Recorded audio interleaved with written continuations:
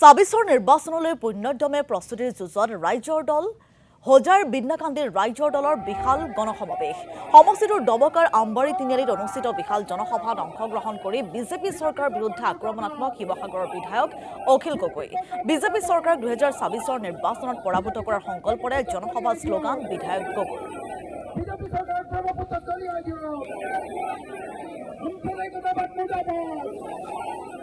হিন্দু মুসলমান না চলিব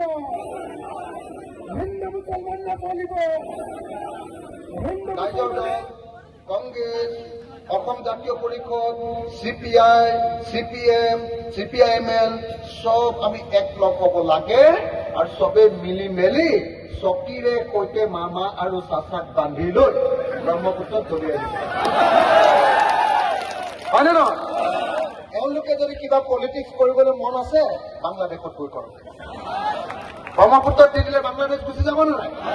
তেওঁলোকে তাত পলিটিক্স কৰক অসমত আৰু হিন্দু মুছলমানৰ কাজিয়া কৰাই থাকিব নালাগে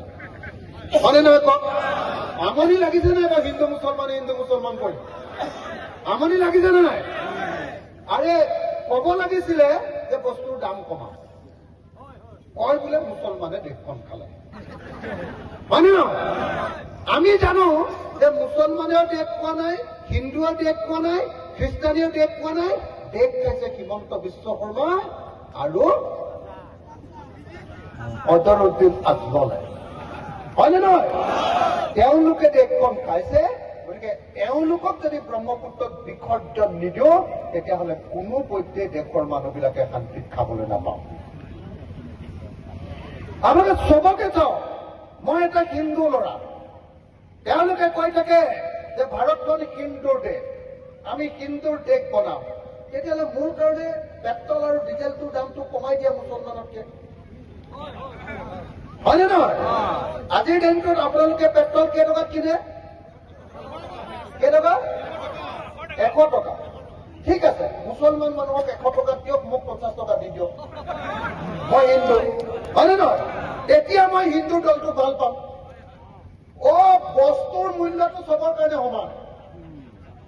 কিন্তু ইফালে তোমালোকে হিন্দু উদ্ধাৰ কৰা হয়নে নহয়